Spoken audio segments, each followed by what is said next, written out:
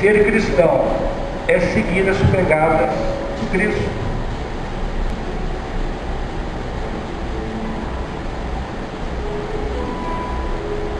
Não é ter uma religião especial, mas é de ter uma grave responsabilidade. Não é superar o próximo, é superar a si mesmo. Não é construir templos de pedra, é transformar o coração em templo eterno.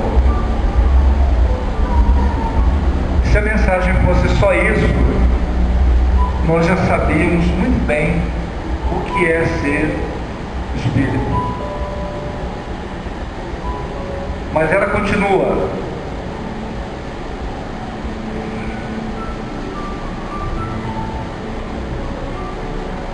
Ser espírita não é apenas aceitar a reencarnação, é compreendê-la como manifestação da justiça divina e caminho natural para a perfeição. Existem doutrinas que dizem que a reencarnação existe sim, mas como punição.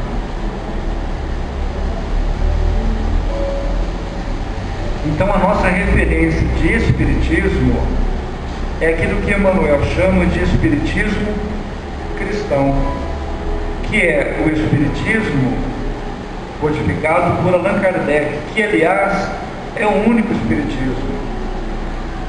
Mas o fato é que, da mesma forma que Jesus teve uma série de situações interessantes na sua época, nós o reconhecemos hoje como sendo efetivamente o Messias, porque a história ela produz um efeito de lapidação.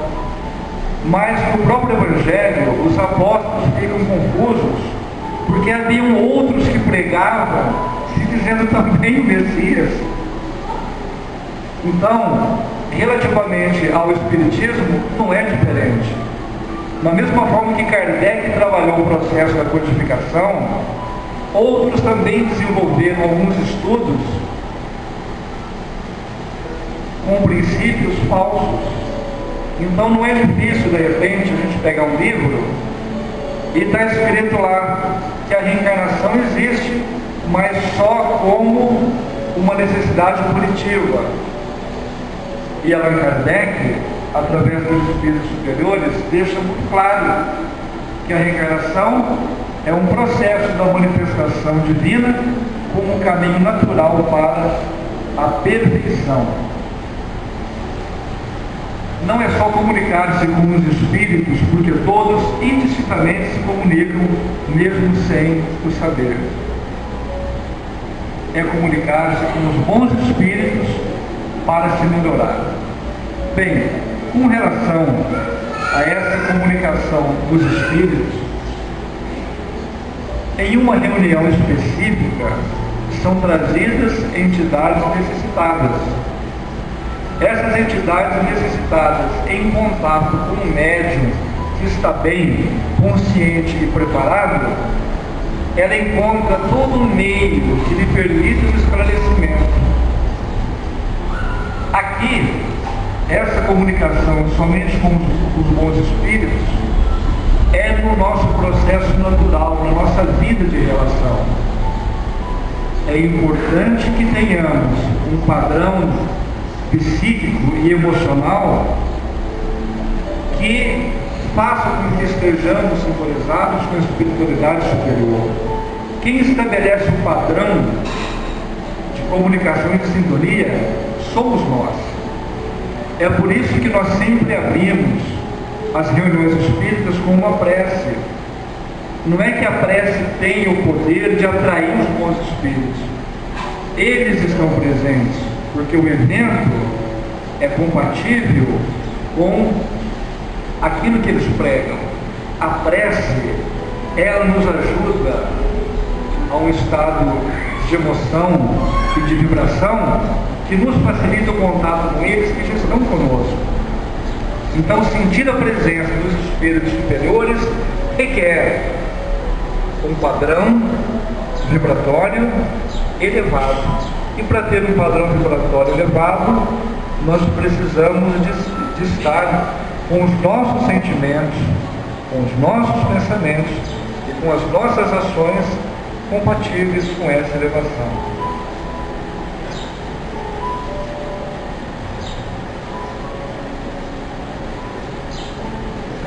Ser espírita não é apenas consumir as obras espíritas para obter conhecimento e cultura, é transformar os livros,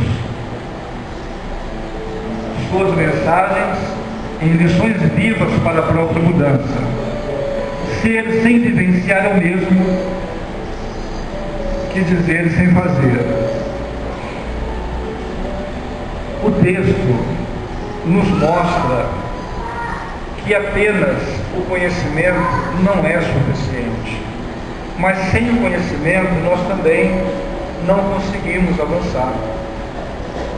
A questão nossa é realmente de ter consciência de que, junto com o conhecimento, as nossas ações, o nosso viver, tem que guardar uma compatibilidade.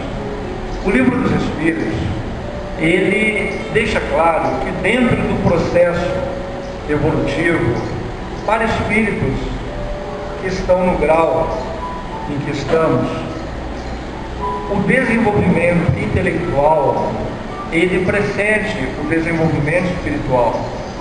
É como se o intelecto, ele fosse a base, ele fosse o substrato sobre o qual vai se assentar os princípios mais elevados do conhecimento. Então, os livros são importantíssimos, mas nós temos que guardar uma relação com as nossas atitudes. É isso que fica muito claro. Ou seja, ser sem vivenciar é o mesmo que dizer sem fazer.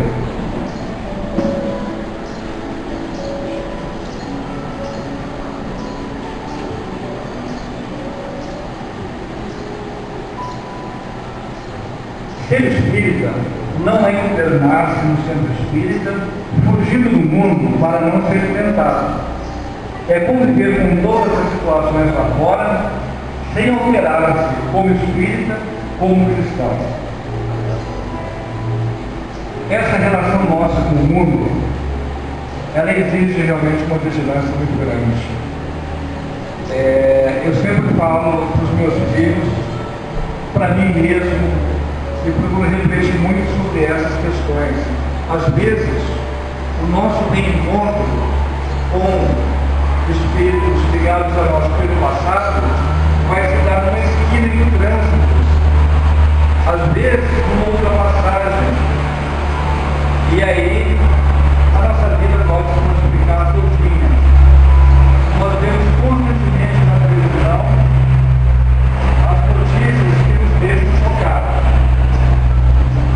E vejam que todos esses fatos, eles ocorrem sob as vistas das divindades. Nós vemos algumas situações que nós ficamos chocados. Nós vemos milhares de pessoas se multiplicarem de um momento para o outro. Nós vemos que as campanhas nos veículos de comunicação, elas são ostensivas, mas os fatos são exatamente esses. São os reencontros. E nós aprendemos no Espiritismo que nós nascemos no meio próprio ao nosso grau de evolução e de necessidades. Só que quando nós recitamos essa frase, nós pensamos apenas nos aspectos positivos e esquecemos que existem aspectos extremamente complexos. Muitas vezes vai ser uma esquina que nós vamos nos encontrar com um desafio do passado. Por exemplo, aos 50 anos de idade, é como se nós tivéssemos 50 anos para nos preparar, para modificar as nossas vibrações, o nosso campo magnético de afinidade. atividades, para que aquele momento do reencontro ele não seja traumático. Aí, de repente, surge a tese da bala perdida. A tese da bala perdida é uma afronta às leis soberanas da vida, não existe. Eu me lembro, alguns anos atrás, a tal da bala perdida foi algo tão interessante que o jornal trouxe, quando eu cheguei para avaliar, ele trouxe a trajetória da onde foi disparado, era uma área de tecnologia avançadíssima, não sei quantos quilômetros que era o alcance. Aí apareceu o local que ela foi disparada, e num determinado posto de gasolina, um engenheiro tinha ido colocar combustível. E naquele momento, ele acolhe a bala. Não é a bala que serve a ele que acolhe a bala.